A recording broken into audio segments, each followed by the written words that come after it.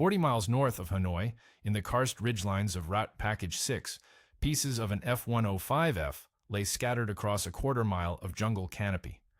The fuselage split behind the rear cockpit, one wing sheared clean at the root, the other folded backward against the tail, still attached by a strip of titanium spar that refused to let go. North Vietnamese recovery teams pulled fragments of an AGM-45 Shrike missile from the wreckage. The weapon's seeker head melted into something unrecognizable, fused with a chunk of the aircraft's own radar warning receiver. 2 crew, front seat and back seat.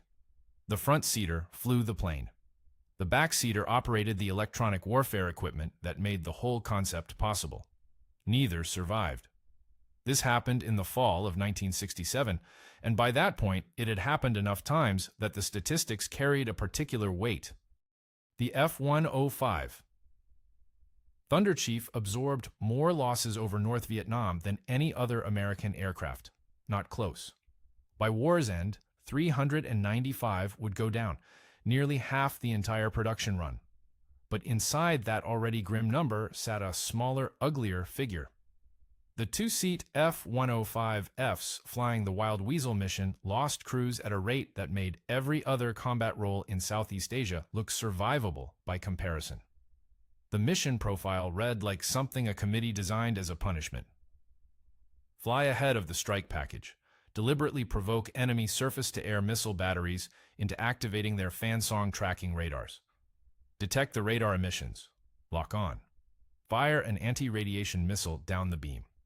If the SAM operators launched first, and they usually did, outmaneuver a telephone pole moving at Mach 3 while maintaining enough situational awareness to complete the attack run. The unofficial motto said everything the official briefings wouldn't. Watch YGBSM. You gotta be shitting me. That phrase reportedly came from Captain Jack Donovan, one of the first electronic warfare officers assigned to the program in 1965, upon hearing what the Air Force expected him to do. The acronym stuck. Crews wore it on patches. Command pretended not to notice. The engineering compromises, the radar physics, the specific reasons an airframe built as a nuclear bomber ended up in the most dangerous conventional mission of the war. All of it runs deeper than the standard accounts. Hit subscribe now for that level of detail. Like the video if you're already here for it. And if you know someone who flew Thuds or Weasels, the comment section needs that perspective. Look at what the Air Force asked these crews to accept. Standard fighter doctrine since World War II, centered on one principle. Don't fly toward the thing trying to kill you. Every tactical manual, every training sortie, every survival instinct reinforced the same idea. Threat appears, you maneuver away, you suppress from standoff range, you avoid the engagement envelope entirely if possible. Wild Weasel inverted all of it. The SA-2 guideline, NATO, designation for the Soviet S-75 Divina system, operated with a kill radius that extended out to roughly 30 nautical miles and up to 60,000 feet. Its fan-song radar could track multiple targets simultaneously while guiding 2 missiles in flight. To kill the site, a Weasel crew needed to close inside the missile's minimum engagement range, approximately 5 miles, while the radar painted them the entire way in. That meant spending somewhere between 90 seconds and 3 minutes inside an active SAM envelope with no ability to hide. The Shrike's effective range topped out at around 10 nautical miles in ideal conditions, but geometry and terrain rarely offered ideal conditions. Crews regularly pressed to 7 miles. 5. Closer. A declassified 7th Air Force tactical analysis from 1968 uses the phrase calculated acceptance of near certain engagement. Their phrase. The document lists sortie-to-loss ratios for Wild Weasel missions in Route Package 6 that ran below 30-1 during peak periods of 1967. One crew lost for roughly every 30 missions flown. Standard fighter bomber operations over the same area ran closer to 64-1, twice the loss rate, against targets that shot back with guided weapons specifically designed to kill the aircraft attacking them. The Air Force needed volunteers. Specifically, it needed fighter pilots willing to unlearn everything they knew about staying alive, and electronic warfare officers willing to ride in the back seat of a single-engine aircraft while deliberately attracting missile fire. The F-105 got the job not because it excelled at it. The Thunderchief carried the mission because nothing else could survive the punishment long enough to make the physics work. The SA-2 killed pilots. More importantly, it killed assumptions. Until July 1965, American airplanners trusted a doctrine built on speed and altitude. Fly fast enough, fly high enough, and ground-based defenses become a geometry problem weighted entirely in the attacker's favor. The math held through Korea. It held through the early rolling thunder strikes against targets south of the 20th parallel. Then, on the 24th of July, a flight of 4 F-4C Phantoms from the 489th Tactical Fighter Squadron rolled in on a target near the Thanh Hoa Bridge. 3 SA-2 missiles came off their rails from a site that hadn't existed 72 hours earlier. 1 Phantom took a direct hit, the other 3 scattered. The strike package aborted. A single SAM battery, 6 launchers, 1 radar van, and roughly 40 North Vietnamese operators trained in the Soviet Union for less than a year shut down an entire American air operation without losing a man.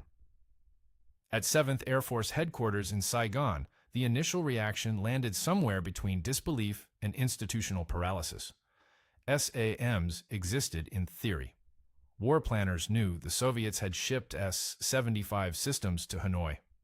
Reconnaissance flights photographed the sites under construction months before they went active. But Washington refused to authorize preemptive strikes against the batteries while they sat dormant. The political calculation, hitting Soviet-supplied equipment, risked escalation. Overrode the tactical reality that every day of inaction gave North Vietnamese crews more time to learn their weapons. So, the Air Force adapted. First attempt, fly under the missiles. Drop from medium altitude down into the dense air below 4,000 feet, where the SA-2's guidance struggled with ground clutter. This worked against the SAMs. It fed crews directly into the kill zone of conventional anti-aircraft artillery. The 57mm and 85mm guns that North Vietnam deployed in concentrations denser than anything seen over Germany in 1944. Loss rates spiked. The cure performed roughly as well as the disease. Second attempt, fly around them.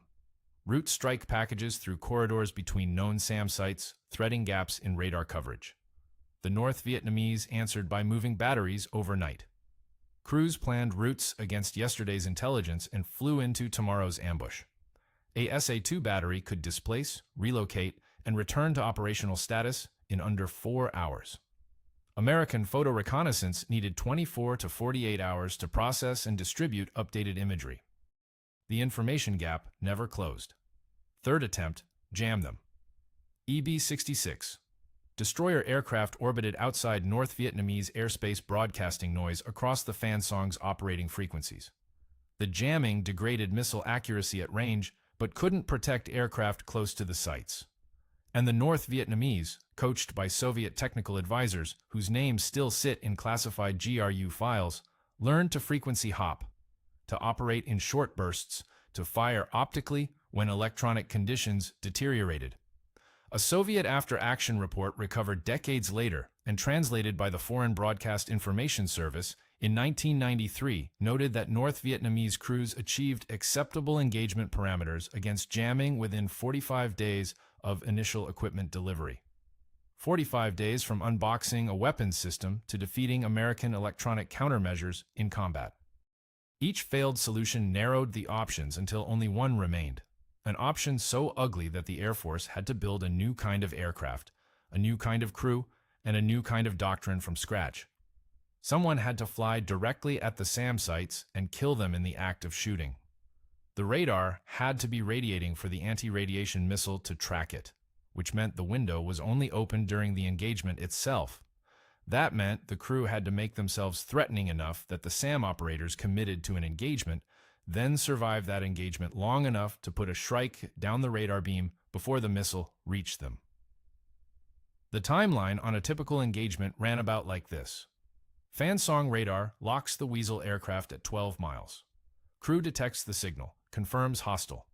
Shrike needs stable lock, 3 to 5 seconds. Missile away at 10 miles. SA-2 launches at roughly the same moment. Shrike flight time to target, 15 to 20 seconds. SA-2 flight time to the aircraft, 12 to 18 seconds. The math didn't favor the Americans. At Eglin Air Force Base in the Florida Panhandle, summer of 1965, the humidity sat on everything like a wet towel. Hangars smelled of JP-4 fuel and hot aluminum. Inside a classified briefing room in the Tactical Air Warfare Center, a small group of electronic warfare officers listened to a presentation that amounted to a suicide pitch delivered in bureaucratic monotone. The aircraft, a two-seat F-105F, stretched 4 feet longer than the single-seat D model to accommodate a rear cockpit. Republic Aviation originally designed the back seat for all-weather nuclear strike training. The Air Force repurposed it for something Republic never intended. They bolted in the APR-25 radar homing and warning receiver, a system that detected radar emissions across a sweep of frequencies and displayed them as strobes on a small cathode ray tube about the size of a coffee saucer. Next to it, the APR-26 provided launch warning. Together, they gave the backseater a crude picture of the electromagnetic battlefield. Crude mattered. The APR-25 couldn't distinguish a fan-song tracking radar from an early warning set at distances beyond 15 miles. Signal density over Hanoi meant the scope lit up like a pinball machine the moment you crossed the Black River. The EWO had to sort lethal from irrelevant by ear. Each radar type produced a distinct audio tone through the headset. Fan-song carried a characteristic warble at its tracking frequency. A sound crews learned to identify the way a musician identifies a wrong note. Miss it. And the first indication of a SAM launch came visually. A dust cloud on the ground followed by a bright point of light accelerating upward at 4 Gs. The IR-133 panoramic receiver filled in gaps the APR-25 couldn't cover, scanning bands up into the centimetric range where newer Soviet systems operated. Total equipment weight in the back cockpit ran close to 800 pounds. That ate into fuel margin and degraded an already punishing wing loading. A 1966 evaluation report from the Tactical Air Warfare Center called the APR-25's display adequate for threat identification under moderate signal environments. Moderate. Route Package 6 contained over 200 radar-guided weapon systems by mid-1967. The word moderate did a lot of heavy lifting in that sentence. The EWO's job distilled to this: sit backward relative to the direction of maximum threat, stare at a 5-inch screen drowning in noise, listen for the one tone that means you have 6 seconds to act, and call the brake correctly every single time. There existed no second chance on a wrong call. The Shrike weighed 400 pounds and measured 10 feet nose to tail. Its seeker head, a small broadband antenna behind a ceramic radome, could lock onto a radar signal from roughly 10 nautical miles out. But only if the emitter held steady on one frequency, long enough for the missile's passive homing circuit to establish a track solution. If the fan-song operator shut down his radar after launch, the Shrike went stupid. It followed ballistic trajectory into whatever patch of jungle or rice paddy the math deposited it in. The AGM-45 had no memory. The moment the signal died, so did the guidance. North Vietnamese SA-2 crews figured this out fast. On the morning of October 12, 1967, a two-ship element of F-105Fs from the 357th Tactical Fighter Squadron pushed north across the Black River at 520 knots, leading an Iron Hand flight 12 minutes ahead of a 32-aircraft strike package bound for the Thanh Nguyen Steelworks. The lead Weasel carried 2 Shrikes and a centerline tank. His wingman carried the same loadout plus a pod of 2.75-inch folding fin rockets for strafing anything the Shrikes left standing. At 47 miles south of the target complex, the lead EWO's APR-25 scope bloomed. Strobes everywhere. Fire can gun-laying radars, spoon rest early warning sets, and underneath all of it, the distinctive double-pulse return of at least 3 fan-song stations painting the inbound corridor. The audio feed through his headset turned into overlapping tones, a dissonant chord that meant the full North Vietnamese integrated air defense network had woken up and identified the threat axis. 26 miles out, the EWO called a priority fan song bearing 015, signal strength rising. The front seater banked 15 degrees right to put the emitter on the nose.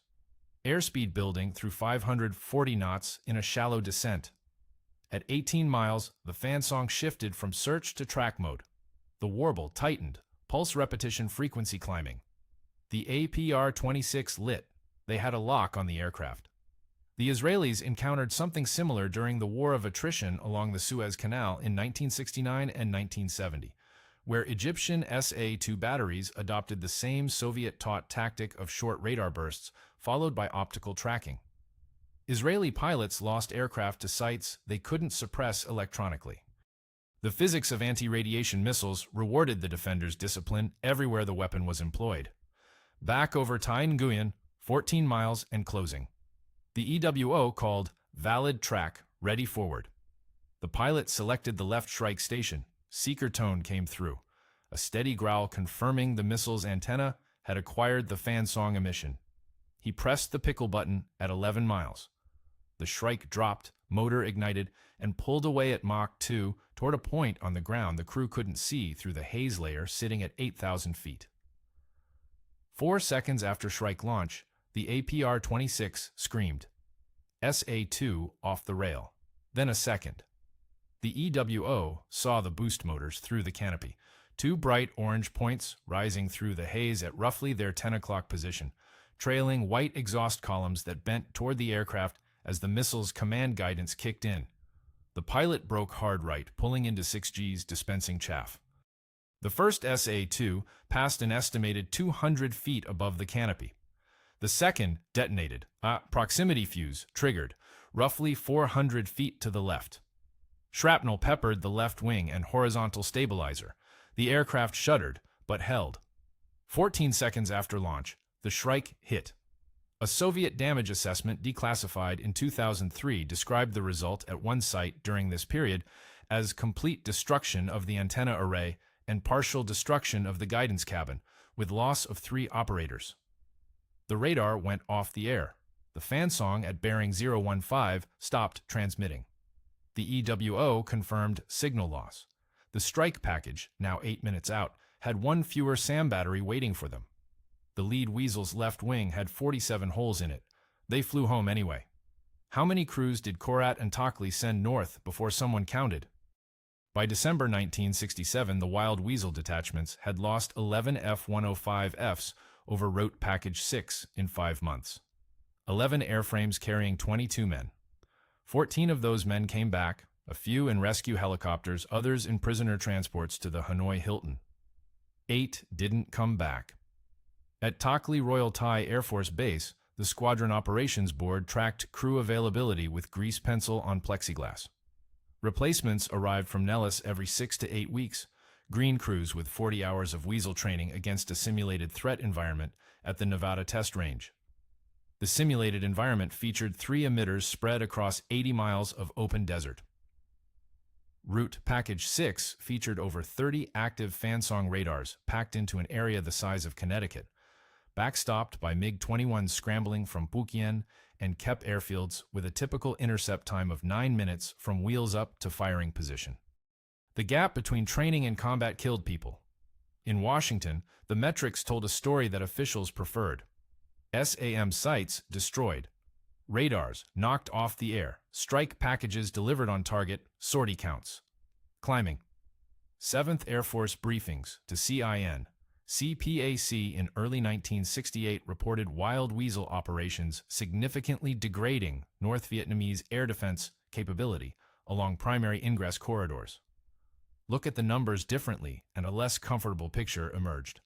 For every fan song destroyed, the Soviets shipped 2 replacements through Haiphong Harbor, a port Washington refused to mine until 1972. The North Vietnamese operated an estimated 35 to 40 active SA-2 battalions by the Tet Offensive. They started 1965 with 0. American Weasel crews ran a treadmill that accelerated underneath them, while the Pentagon declared progress.